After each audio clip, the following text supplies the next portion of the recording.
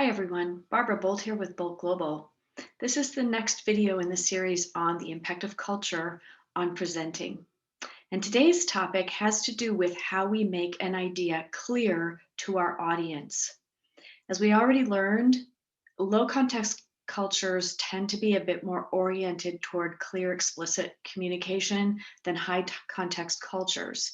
However, today's dimension has to do more with how we illustrate our ideas or maybe not.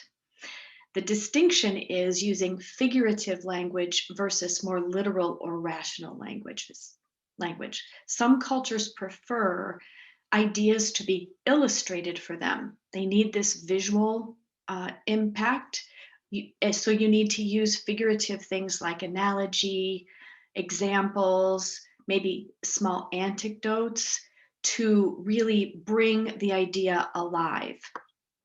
Other cultures prefer that you kind of stick with the facts and use analysis and rational language and literal language in order to get your point across. What I find interesting is that we might think that all high context cultures would be on the figurative side and all low context cultures would be on the rational side. But in fact, it doesn't quite work out that way.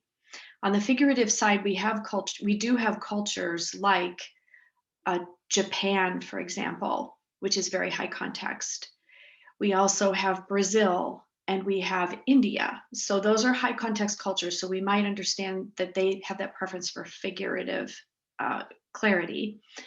But on the rational side, we have cultures like Italy and France that are also relatively high context, but prefer that rational approach. Germany also prefers that rational approach, but that would be expected. The US comes right down the middle. We like a mix.